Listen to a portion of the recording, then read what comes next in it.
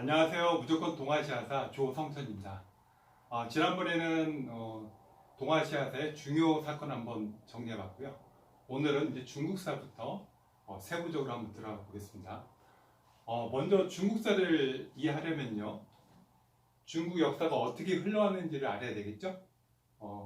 마치 우리나라가 그 조선에서요, 태정태세, 문단세, 예성연중, 임명선, 광인, 효연, 숙경영, 정순원철, 고순 이렇게 임금 이름을 외우는 것처럼요, 중국도 최소한 그 어떻게 왕조가 흘러왔는지 기본적으로 알고 있어야 세부적인 문제를 해결할 수 있는 것이죠.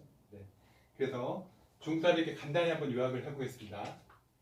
하운주가 핸드폰을 충전하고 지난 위진남을 만나 수당을 받아 오송에 놀러 갔는데 갑자기 요금이 들려 원명청을 신중히 마쳤다.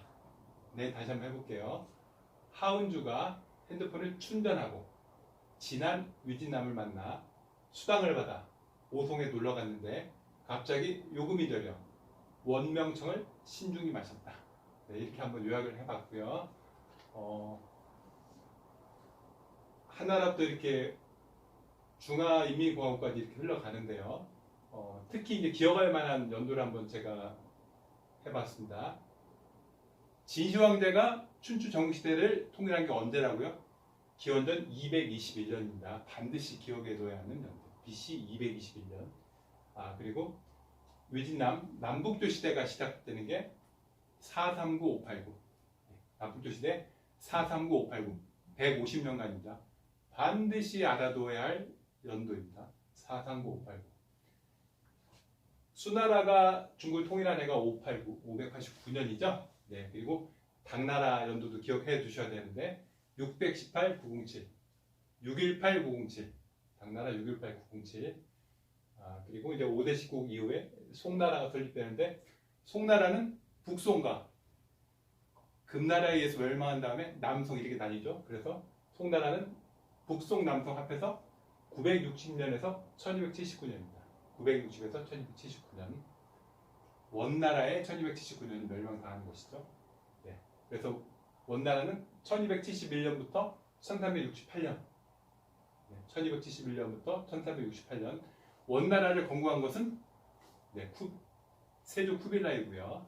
1368년까지 존속했고 명나라가 원나라를 멸망시키고 1368년부터 1648년까지 명나라가 되겠습니다. 명나라가 1368년에 건국됐고요. 조선은 언제 건국됩니까? 24년 후인 1392년에 조선이 건국된 것이죠. 청나라는 1616년부터 1912년. 1616년은 바로 누르하치가 후금을 건국한 데죠. 그리고 1911년에 신해혁명이 일어나고 1912년에 청나라가 망하게 됩니다. 중은 이제 중화인민공화국 1949년이고요. 대략 이 정도 연대 순서와 지금 칠판에 적혀있는 연도는 무조건 기억하고 있어야 되는 그 연도인 것이죠. 그래야 중국사를 이해할 수 있습니다. 자, 그럼 이제 왕조별로 이렇게 한 번씩 차분히 들어가 볼게요. 먼저 하왕조입니다. 하왕조는 유물이 발견되지 않는 그 문헌 기록상의 왕조인 것이죠. 대략 기원전 2000년경에 있었던 것이고 하왕조 자체로 뭐 큰 의미가 있다고 볼 수가 없고요.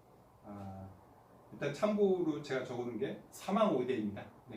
복희씨, 여화씨, 신농씨를 사망이라고 그러고 황제, 전욱, 제복, 제육, 제순을 오제라고 그러죠. 한나라 이전에 이런 시절이 있었다는 것이죠. 하왕조와 관련해서는 저희 고조선이 건국된 연도를 참고로 적어놨는데 BC 2333년에 고조선이 건국되죠. 그래서 BC 108년에 누구한테 멸망한다고요? 한무지에 의해서 기원전 108년에 멸망합니다. 그래서 한사군이 설치되는 것이죠. 세계사적으로 한번 눈을 돌려보면은 기원전 2000년경은 어떤 문명이 시작되나요? 서양 문명의 시작이라고 할 수 있는 크레타 문명이 시작됩니다. 서양 문명은 세계 4대 문명에 들어갑니까? 안 들어갑니까? 안 들어가죠. 인더스 문명, 황하 문명, 메소포타미아 문명, 나일 문명, 이렇게 4대 문명이 있는데요. 서양에서는 문명이 일찍 발달하지 않았죠. 그래서 크레타 문명이 일종의 최초 시작이라고 볼 수 있는데 바로 이때 대략 기원전 2000년경에 크레타 문명이 시작되는 것이고요. 크레타 문명은 무엇으로부터 영향을 받았나? 메소포타미아 문명과 나일 문명으로부터 가깝죠. 위치를 보면은 크레타가 어디입니까? 그리스죠. 그리스 밑에 있는 섬이죠. 네, 그래서 위치 때문에 나일 문명과 메소포타미아 문명을 영향을 받은 것이죠. 그래서 기원전 2000년경에 크레타 문명이 서양 문명의 시작이다. 이렇게 되는 것이고요. 참고로 거기 에우로페라고 적어놨는데요. 에우로페가 누구냐면은 페니키아 왕의 딸이죠. 페니키아 왕의 딸인데 너무 예쁘다는 소문이 나서 제우스가 에우로페를 데려온 것이죠. 당시 지중해 세계에는 황소 신앙이 있었는데요. 제우스가 황소로 변해가지고 에우로페를 크레타 섬으로 납치한 것이죠. 그래서 크레타 미로스 왕을 낳는 것이죠. 그래서 이제 크레타 문명이 시작됐다는 것인데, 여러분 유럽 여행 가보셨나 모르겠지만은 유로와 이따를 보면은 바로 에우로페가 소를 탄 모습이 있습니다. 에우로페 철자가 어떻게 돼요? EUROPE, 바로 유럽이죠. 에우로페가 유럽의 시작이라는 것입니다. 크레타 섬에서 유럽이 시작됐다는 의미입니다. 참고로 기억해 두시면 되겠습니다. 다음은 은나라입니다. 은나라는 기원전 1600년경에 성립돼서 이제 기원전 1000년 정도까지 이제 존속했던 나라인데요. 은나라는 이제 유물이 발견됐기 때문에 확실히 실제하는 나라로 인정이 된 것이죠. 그래서 그 유명한 은어에서 고고학적 증거가 출토된 것이죠. 그래서 청동기 갑골 문자로 확인됐고요.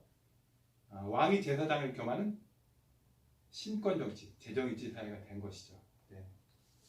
그리고 중요한 유물은 4발 달린 청동 붓이 있습니다. 유물을 이렇게 한번 정리를 해보면요. 청동기 시대 한번 유물을 정리해보면은 중원 지역에는 청동 숫장과 4발 달린 청동 숯이 중요한 유물이고요.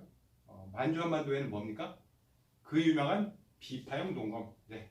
우리나라 국사에도 많이 나오는 비파형 동검. 칼 몸과 손잡이가 분리된다는 특징이 있습니다. 비파형 동검. 그리고 고인돌. 고인돌도 우리 만주 한반도에서 발견되는 중요한 유적이죠. 일본에는 청동 유물에 뭐가 있어요? 지난번에 한번 말씀드렸죠? 야요이 시대 때 동탁. 종 모양의 청동기 동탁입니다. 야요이 시대. 그리고 베트남엔 뭐라고요? 청동북. 동서 문화를 대표하는 청동북이 바로 청동시대 유물입니다. 그렇게 한번 비교해서 보시면 될 것 같아요. 은나라 시대는 그럼 세계사적으로 어떤 의미가 있었냐 보면은, 아까 한나라 시대는 크레타 문명이 시작했다고 그랬고요. 은나라 시대 때는 미케네 문명이 시작됩니다. 미케네는 어디냐고요? 그리스의 펠로폰네소스 반도에 있는 것이죠. 미케네. 그래서 미케네 문명이 시작돼서 기원전 13세기경에 어디하고 싸웁니까? 트로이 전쟁을 일으키죠. 트로이 전쟁. 바로 미케네 문명에서 트로이를 쳐들어가서 트로이를 멸망시킨 것이죠. 바로 미케네 문명입니다. 미케네 왕 누구라고요? 아가멤논이라고 이렇게 신화가 나오는 것이죠. 미케네 왕 아가멤논.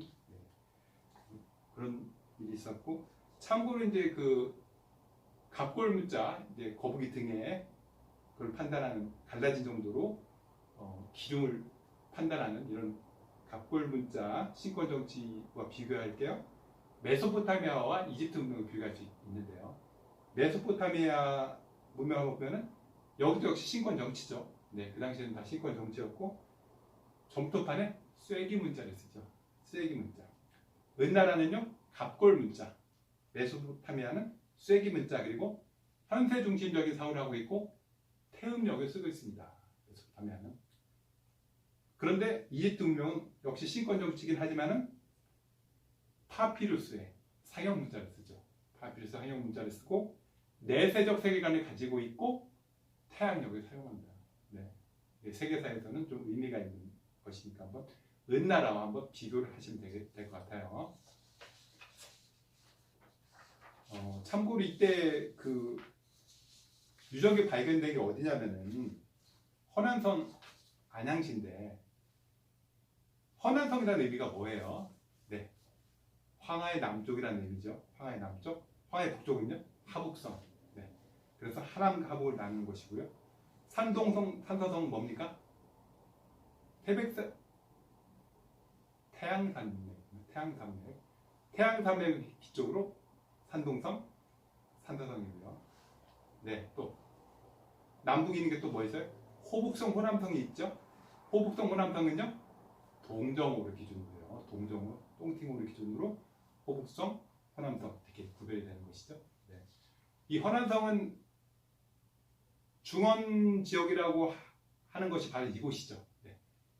중국 역사가 시작된 곳이 바로 허난성이라고 볼 수 있겠습니다.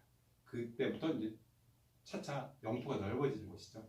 그런데 이 은어가 발견된 안양은 황하의 북쪽이고요. 네, 참고로 아셔야 돼요. 황하의 북쪽이고, 허난성에는 중요한 유적지가 두 군데 있죠. 네. 낙양이 있습니다. 그리고 카이펑 개봉이 있습니다. 낙양과 카이펑은 하남, 네, 황허 남쪽에 있는데요. 낙양은 왜 중요해요? 바로 동주, 후안, 부기 이렇게 수도를 합니다. 선비제국이 세운 부기가 처음에는 수도가 어디였어요? 평성이었죠. 산시성의 평성이었는데 낙양으로 천도를 한 것이죠. 낙양으로 천도해서 하나정책, 네, 부기 후문제 이렇게 나오는 것이죠. 그리고 카이펑은 북송의 수도였지요. 네. 허난성에 중요한 곳이 세 개가 있는 것이죠. 네.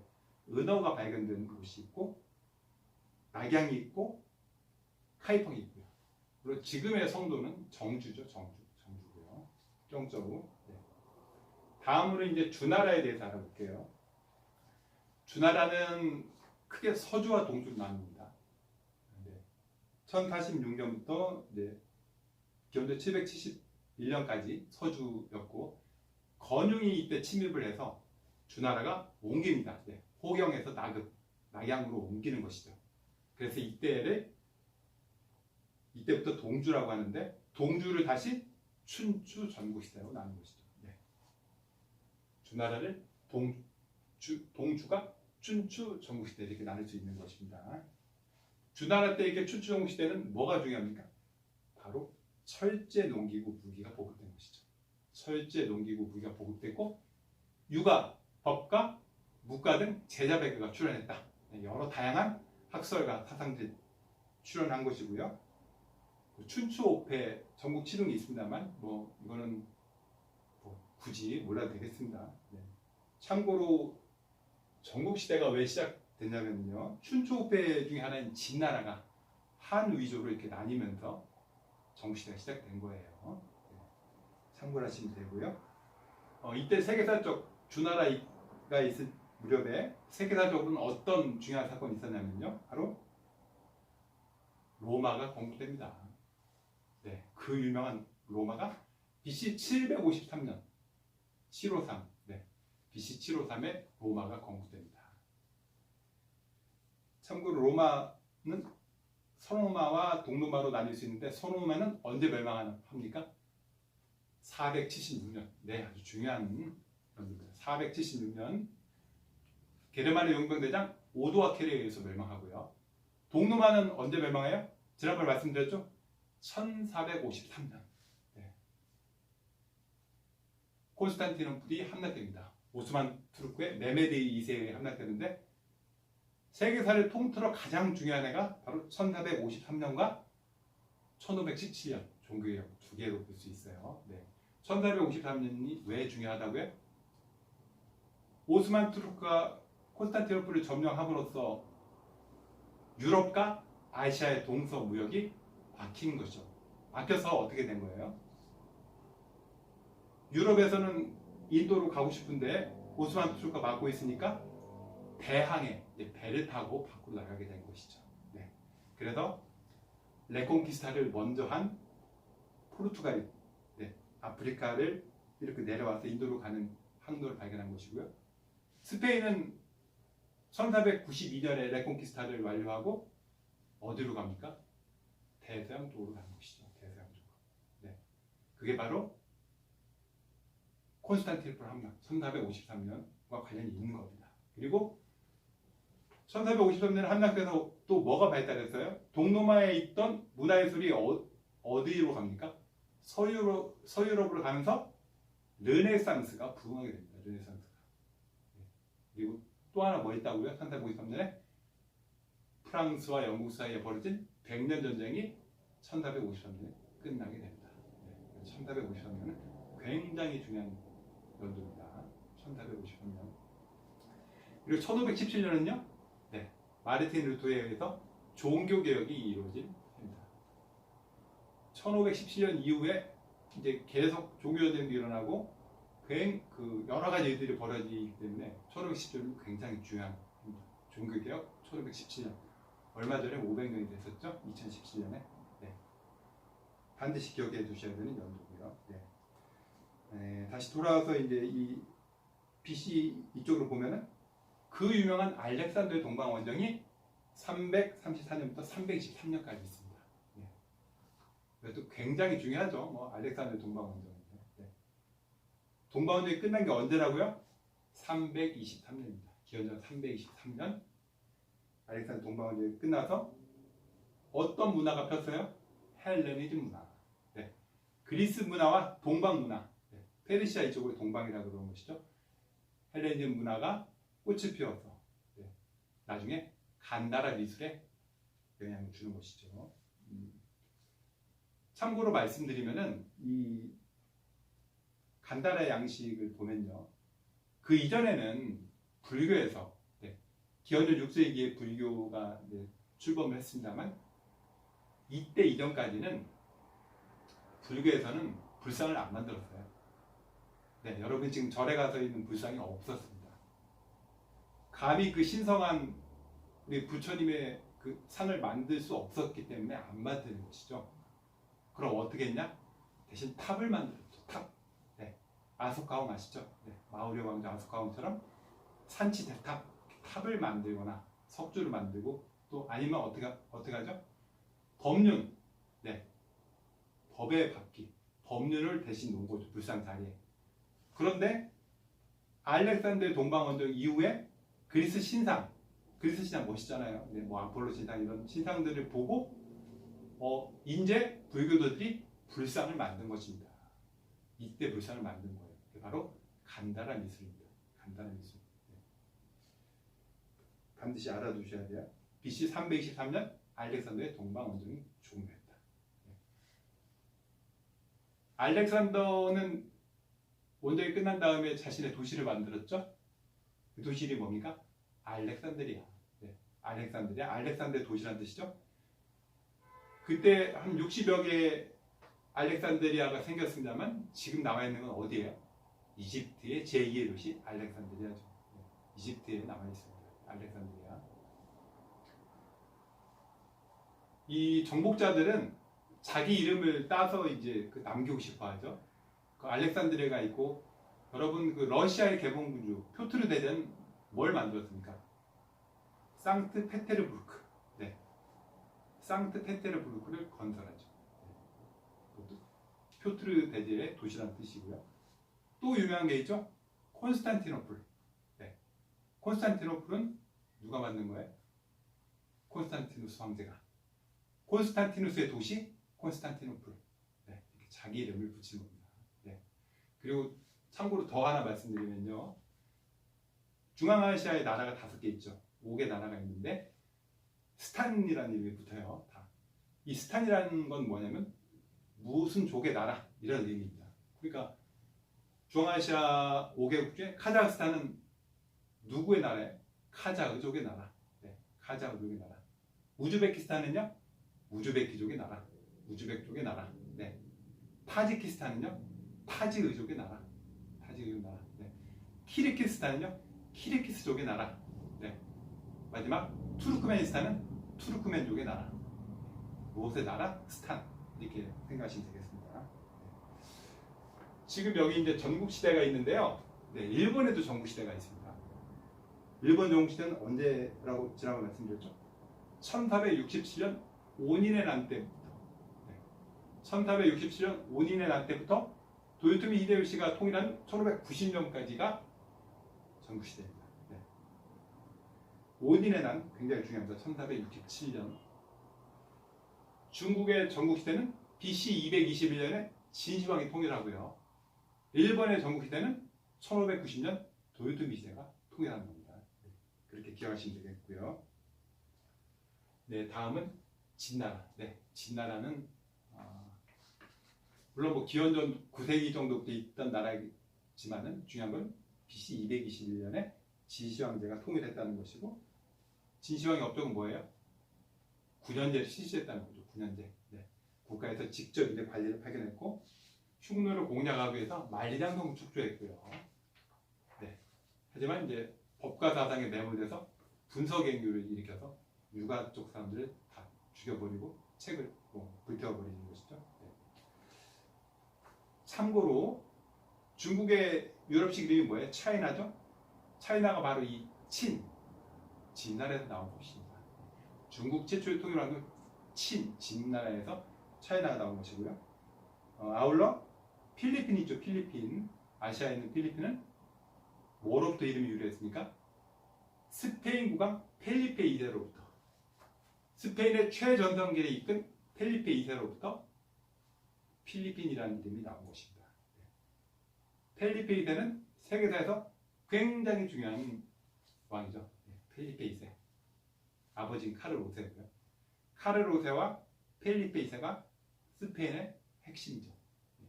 핵심이고, 카를 5세 때 뭐가 있었어요? 그 유명한 레판토 해전. 1571년 레판토 해전에서 신성 동맹이 오스만 투르크 함대를 격파합니다. 그리고 1581년에는 펠리페 2세가 포르투갈을 병합해요. 그러니까 포르투갈, 스페인 양쪽의 왕이 되는 것이죠. 그리고 그 유명한 1588년 무적 함대가 영국의 엘리자베스 1세한테 패배합니다. 1588. 이 해가 중요하죠. 1588 많이 들어보셨죠? 네. 대리운전부 1588 반드시 알아두셔야 돼요. 참고로 이제 세계사를 공부함에 있어가지고 라이벌 관계를 이용하셔서 암기하는 것도 좋은 방법이에요. 펠리페 2세의 라이벌은 누구냐면은 엘리자베스 1세입니다. 짐은 국가와 결혼했다. 네. 엘리자베스 1세가 바로 펠리페 2세의 라이벌이에요. 근데 누가 이겼어요 지금? 스페인의 무적함대 펠리페 2세가 엘리자베스 1세에 진 것이죠. 근데 펠리페 2세 부인이 누구냐면은 엘리자베스 1세의 이복 언니 메리 1세입니다. 영국의 메리 1세. 블러디 메리죠. 카톨릭 교도로 신교도를 탄압해서 사람을 엄청 죽이고 화형에 처해서 블러디 메리로 유명한 메리 1세가 펠리페 2세의 부인이에요. 사실상 그 메리 1세가 영국 최초의 여왕이라고 보시면 되겠죠. 그 다음이 바로 엘리자베스 1세라고 말씀드렸고요. 나중에 해가 지지 않는 나라 영국을 만든 건 빅토리아 여왕이고요. 빅토리아 여왕. 지금 펠리페 2세와 맞짱을 뜨는 것은 누구라고요? 엘리자베스 1세입니다. 기억을 하셔야 돼요. 그리고 펠리페 2세 아버지가 누구라고요? 카를 5세. 신성 로마 제국 황제 카를 5세하고 라이벌 맞짱 뜨는 건 누굴까요? 오스만 투르크의 슐레지안 대제입니다. 오스만 투르크의 최전성기를 이끌었던 슐레지안 대제가 바로 카를 5세와 라이벌이에요. 그렇게 한번 기억해 두시면 좀 괜찮을 것 같네요. 다음은 이제 진나라는 BC 221년에 통일을 했는데 15년 만에 멸망을 합니다. BC 206년에 멸망을 하고요. 한나라가 BC 202년에 건국을 합니다. 잘 아시는 것처럼 초한지.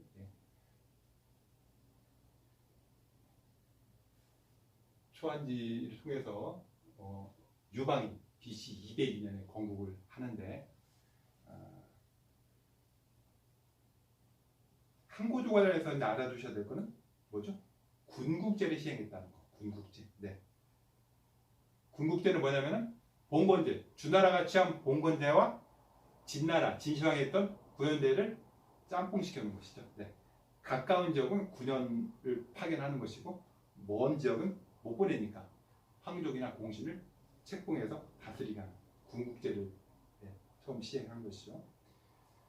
그리고 항고조 관련해서는 평성의 치욕, 백등산 전투, 기원전 200년에 평성의 치욕이 유명합니다. 항고조가 BC 202년에 한나라를 통일하고 BC 200년에 이때 누구예요? 그 유명한 묵특선우, 묵돌선우, 묵특선우가 워낙 유명한 사람이죠. 그래서 항고조가 묵특선우를 치러 갔다가 백등산에서 포위됐죠. 일주일간이나 포위당해서 굶어 죽을 상황에서 다 죽을 상황에서 어떻게 썼어요? 뇌물을 써가지고 선우의 부인 연지한테 뇌물을 써가지고 겨우 풀려났던 사람이 한고조. 생각보다 별로죠. 그럴 만큼 그때 흉노의 힘은 막강했던 것입니다. BC 200년 백승산 전투. 중국 사람들이 치욕으로 생각하는 몇 개 중에 하나예요. 이게 평성의 치욕. 평성 아까 어디라고 그랬어요? 탄서성. 북위의 첫 수도가 아까 평성이라고 그랬죠. 그쪽은 흉노가 이제 그 오랑캐들이 자주 출몰하는 거점을 삼았던 지역이죠. 평성. 그리고 어떤 또 지역이 있습니까? 그 유명한 1126년 정강의 변. 1126년 정강의 변. 금나라에 의해서 북송이 멸망합니다. 북송이 멸망하고 1127년 송나라는 남쪽 항적으로 와서 이제 남송을 건국하게 되는 것이죠. 정강의 변 중요하고 아주 중요합니다. 그리고 또 어떤 치욕이 있었나요? 1449년 토목고의 변이 있습니다. 1449년 토목고의 변. 명나라 영종이 오이라트, 몽골 오이라트부를 치러 갔는데 포로를 잡혔습니다. 중국 역사상 왕이 친히 정벌을 나갔다가 적에게 잡힌 유일한 전투입니다. 1449년 토목고의 변 굉장히 중요합니다. 다시요. 평성의 치욕, 정강의 변, 토목고의 변. 이런 꼭 기억해 두셔야 됩니다.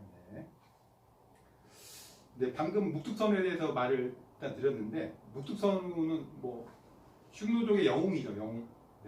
우리 한나라로 치면 무제처럼 영웅인 것이죠. 아쉽게도 묵특선우는 누구랑 부딪혔어요? 한고조 유방하고 부딪혀가지고 이겼고 만약에 나중에 이제 한무제랑 부딪혔으면 양쪽이 어떻게 됐을지 모르겠죠.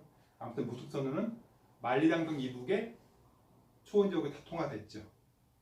그리고 항고조와의 전투를 승리했고 월지를 서쪽으로 밀어냈다. 월지를 서쪽으로 밀어냈다는 게 의미가 있는데 그래서 월지가 어디로 가요? 박트리아, 중앙아시아 쪽으로 가게 되는 것이죠.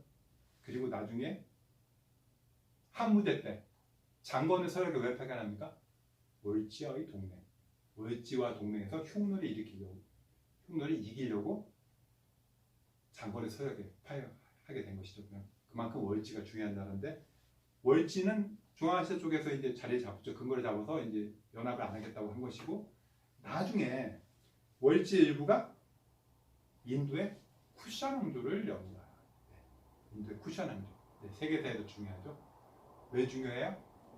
대승불교가 이때를 합니다. 카니슈카 왕.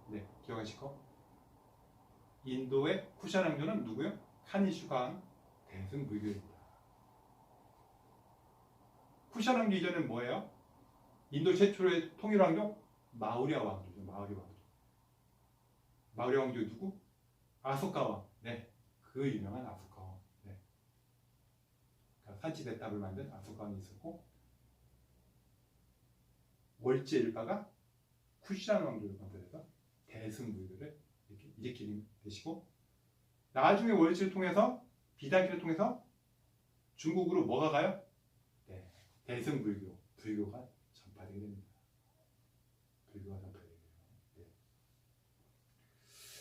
참고로 흉노하면 뭐예요? 흉노의 유물은 황금머리 장식입니다. 황금머리 장식.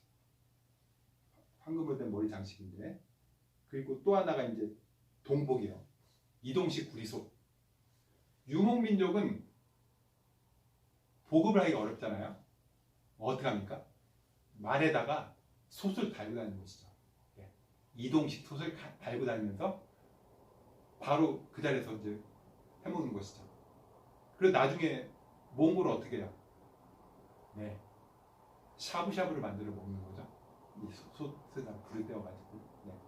이때 흉노가 갖고 다니는 솥이 동복입니다. 동복이 굉장히 중요해요. 동복이 왜 중요하냐면 나중에 지금 흉노가 북흉노가요. 후한 때 이제 남흉노, 북흉노로 갈라지는데 북흉노가 서쪽으로 가서 훈족이 되었다는 유력한 설이 있습니다. 그게 왜 흉노진이 간 것이냐, 증거가 뭐냐 할 때 나오는 게 이 동복이에요. 동복. 네. 헝가리 이쪽에서 동복이 발견될 리가 없잖아요. 네. 근데 동복이 발견됩니다. 네. 그래서 북흉노의 일파가 로마 제국 멸망의 원인을 제공했던 훈족이 게르만족을 밀어냈고 게르만족이 다시 로마 국경으로 침범한 것이죠. 그래서 서로마가 476년에 멸망한 것이잖아요. 네. 그래서 이 훈족이 북흉노가 간 것이다, 이런 설이 있어요. 그리고 흉노족은 뭘 중요시한다고요? 금을 중요시한다고 했죠. 왜 금을 중요시합니까? 유목민족이잖아요. 떠돌아다니니까, 농사를 안 지으니까 금을 중요시하고, 중국 민족은 뭘 중요시해요? 옥을 중요시합니다. 옥. 네, 무조건 옥이에요. 네, 중국 가보시면 알아요. 옥을 좋아해서 여러분 그 랴오강 신석기 문화 유적이 그 홍사 문화라고 그러죠. 홍사 문화의 대표적인 유적이 뭐예요? 용 모양 옥기가 있습니다. 네, 용 모양 옥기. 네, 그리고 이제 여신 얼굴상도 있고 홍사 문화인데요. 네, 그래서 옥은 중국이고요.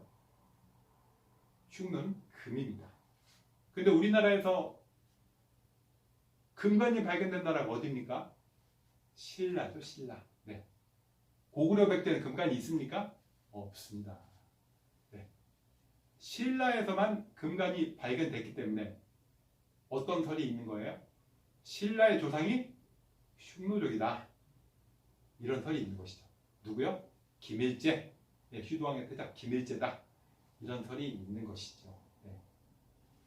중국에서 왕망이 신나라, 그때 이후로 문제가 돼가지고 한반도로 들어왔다, 그게 신라의 조상이다, 이런 설이 있는 겁니다. 그러니까 금을 중요하시는 분이 신라도. 네. 그리고 이제 여기서 알아둬야 할 개념이 화번공주예요. 화번공주. 네. 아까 한 고조가 백등산 전투에서 굴욕적으로 화친을 했죠. 화친만 합니까? 물건을 보내야죠. 비단도 보내고 물건 보내고 또 뭘 보내야 돼요? 네. 흉노족 선우 왕한테 뭘 보내요? 공주를 보냅니다. 이렇게 정치적인 목적으로, 네, 양국 간의 안전을 위해서 보내는 공주를 화번공주라고 합니다. 화번공주. 그래서 그 호아냐 선우한테 간 누구예요? 네, 왕소공주, 요즘 화번공주였죠. 네. 평화를 위해 가는 공주, 화번공주. 나중에 또 당나라 때 화번공주가 나오는데 누구예요? 어느 나라에 보냅니까? 네. 돌궐, 위구르, 토번. 당나라 때 돌궐, 위구르, 토번에 보냈는데, 토번에는 그때 누가 있었어요? 7세기 하면 송첸캄포. 네. 그 유명한 송첸캄포. 네. 토번은 송첸캄포만 알면 되죠. 네. 원래 문성공주를 당해서 송첸캄포 왕 아들한테 보낸 것이죠. 네. 송첸캄포한테 보낸 게 아니고 아들한테 보냈는데, 아들이 즉 죽어서 송첸캄포가 다시 왕이 됐거든요. 송첸캄포가 문성공주를 다시 아내로 이렇게 취하게 됩니다. 네. 세계사적으로 그런 왕들이 있어요. 며느리 빼앗는 왕. 네. 누구요? 네. 당현종. 네. 양귀비가 원래 며느리죠. 네. 며느리였는데 너무 마음에 드니까 아들은 다른 여자를 해주고 자기가 양귀비를 뺏은 것이죠. 당현종도 원래 되게 처음에 똑똑한 사람이었어요. 그래서 개원해치, 정치 잘한다고 개원해치 이런 찬사가 있었는데 양귀비 만난 다음부터 끝장나는 거죠. 그래서 나중에 뭐가 일어나요? 안독산 사사명의 난, 755년에 안사의 난이 일어나게 됩니다. 그 유명한 안사의 난이 일어나서 당나라는 끝장나는 것이죠. 네. 모든 제도가 끝나버리는 것이고 755년에서 763년 끝나죠. 그 이후에 망하는 거는 당나라가 907년. 네, 907년에 망하지만은 실제적으로 끝난 건 755년 안사의 난입니다. 네, 굉장히 중요합니다. 네, 역시 한나라 하면은 뭐 무제죠, 한무제. 진나라는 누구요? 시황제, 한나라, 무제. 또 네, 북이하면 효문제, 당, 태종, 송나라는 송태조, 원나라는 쿠빌라이 원태조, 예, 명나라는 영락제, 청나라는 강희제. 무조건 알아야 되는 임금입니다. 네. 한무제는 재위 기간도 알아야 됩니다. 네.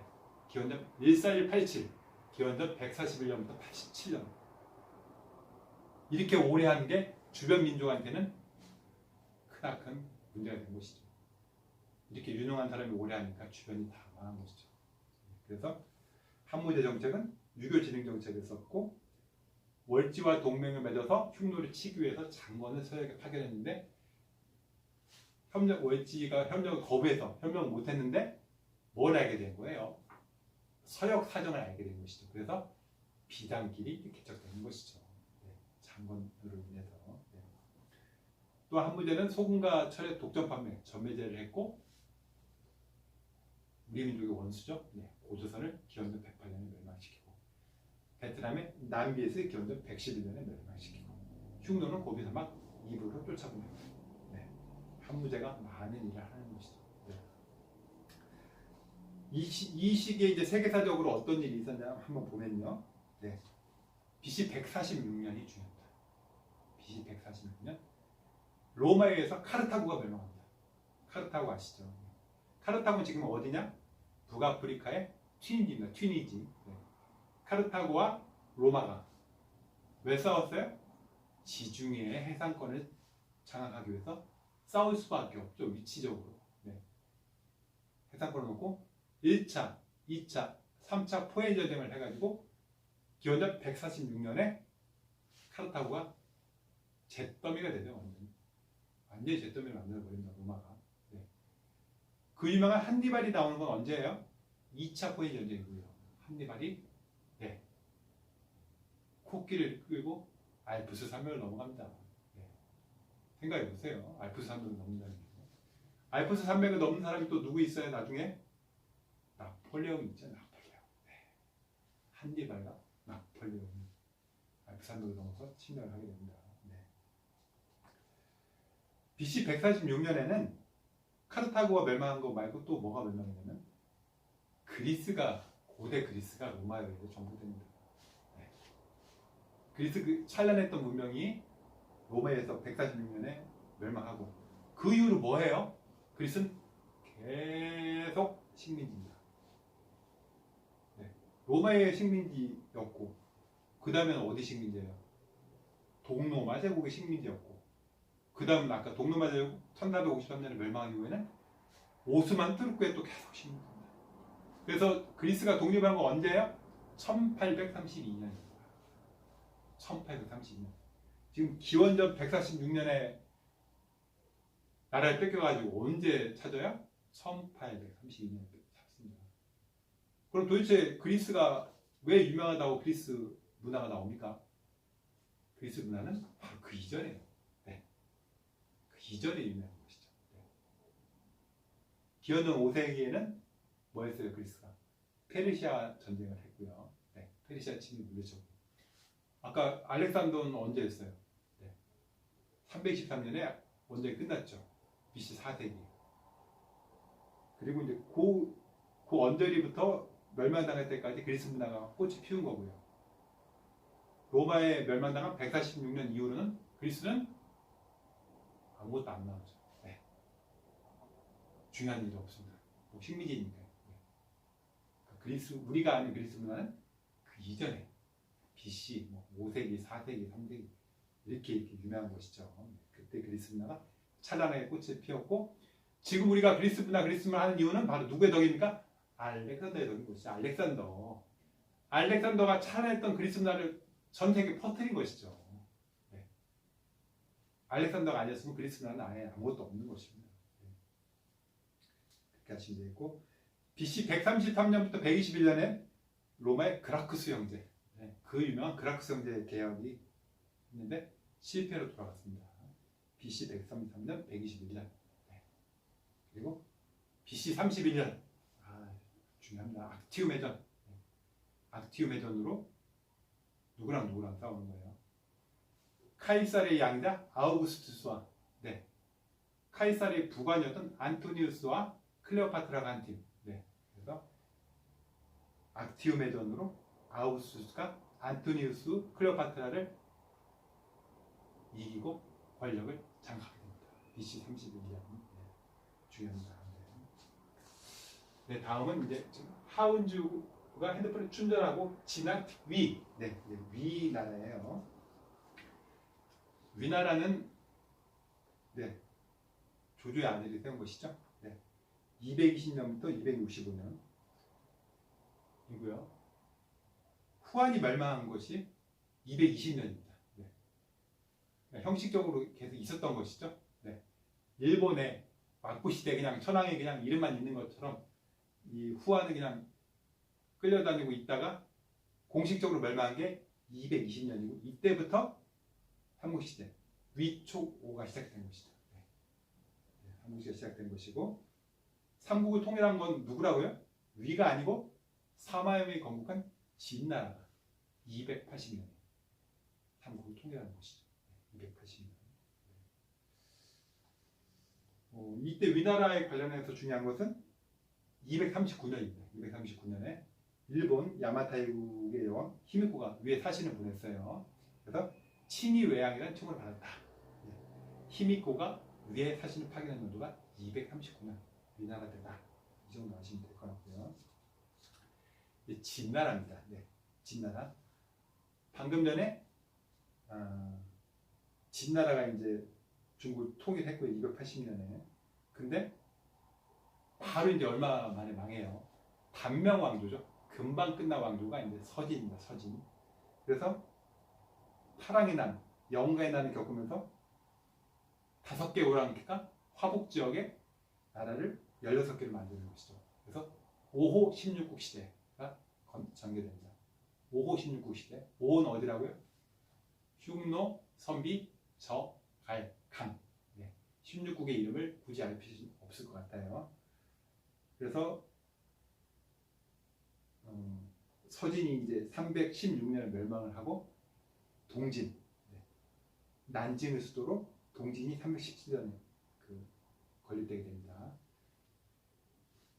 이게 의미가 있는 거예요. 동진이 건립. 그리고 이후에 남북조가 진행되면서 강남 지방이 개발됐다. 이게 굉장히 의미가 있는 것입니다. 원래 중국 문명의 뿌리는 어디예요? 황하죠. 황하. 장강이 아닙니다. 황하입니다. 황하. 황량, 황하 중류, 황하 하류. 거기를 중원이라고 하는 것이죠. 근데 이때 동진이 건국되고 이후에 남조, 송제, 양진, 동진, 송제, 양진 이렇게 나라가 건국되면서 강남이 비로소 개발되게 되는 것입니다. 강남이 개발되고 이때 참고로 16국 중에서 여러분이 알아둬야 할 만한 나라는 전진이 있어요. 전진. 한국사에 나오죠. 전진. 전진의 왕 부견이 순도를 통해서 고구려의 불교를 전례합니다. 언제요? 372년 소수림왕 때 불교를 전파합니다. 백제는요 언제? 백제는 누가요? 동진이 마라나타를 보내서 백제 불교를 전파하는데 384년 신유왕 때 불교를 전파하게 됩니다. 이게 중요하죠. 이때 이제 진나라 시대와 관련해서 세계사적으로 한번 검토를 해보면 313년에 그 유명한 밀라노 칙령을 내립니다. 유명해도 아주 유명한 313년 밀라노 칙령. 네. 콘스탄티누스 대제가 밀라노 칙령을 내림으로써 그리스도교를 공인하게 됩니다. 굉장히 중요합니다. 그리스도 공인하게 돼요. 원래 로마는 뭘 믿는 나라예요? 다신교를 믿는 나라죠. 네. 그리스 로마는 다신교잖아요. 다신교. 신이 많잖아요. 근데 313년에 그리스도교를 공인하게 됩니다. 네. 그리고 325년 더 중요합니다. 니케아 공의회. 네. 니케아는 어디예요? 지금 터키 이즈니크. 네. 니케아 공의회를 열어서 뭘 합니까? 그래서 콘스탄티누스 대제가 삼위일체설 교리를 확립합니다. 네. 중요하고도 너무 중요해요. 삼위일체. 성부와 성자와 성령 삼위일체설이 채택되고 예수의 신성을 부정한 아리우스파가 쫓겨납니다. 삼위일체설을 주장한 것은 아타나시우스고요. 예수의 신성을 부정한 것은 아리우스인데 아리우스가 지게 되죠. 아리우스가 져서 아리우스파가 추방되고 이제 삼위일체설이 확립되게 되는 겁니다. 313년에 325년에요. 니케아 공의회. 그래서 392년에 국교화가 됩니다. 테오도시우스 황제 때 국교화가 됩니다. 그럼 아리우스는 어디로 갔느냐? 게르만족으로 갔지. 나중에 게르만족이 로마를 침범해 오잖아요. 그때 게르만족은 뭘 믿고 있었다고요? 아리우스파 기독교를 믿고 있었습니다. 아리우스파 기독교. 아리우스파 기독교를 믿고 있었어요. 그리고 330년도 중요해요. 비잔티움을 콘스탄티노플로 바꾸고 제2의 로마로 건설합니다. 누가요? 콘스탄티누스 대제가. 콘스탄티누스 대제가 자기 이름을 묻어서 콘스탄티노플로 바꿉니다. 원래는 비잔티움이라는 이름이 바꾸고 자신의 도시를 건설하고 그럼 로마가 어떻게 되는 거예요? 로마의 중심이 이탈리아 로마가 아니고 콘스탄티노플로 바뀌는 것이죠. 그래서 서로마가 먼저 멸망하는 겁니다. 서로마는 언제요? 476년에 멸망하는 것이고 동로마는 1453년까지 존속가 되나요? 서쪽을 버린 것이죠. 쉽게 말하면. 395년에 테오도시우스 왕제 이후에 동서로마로 이렇게 분열하게 됩니다. 395년. 오늘은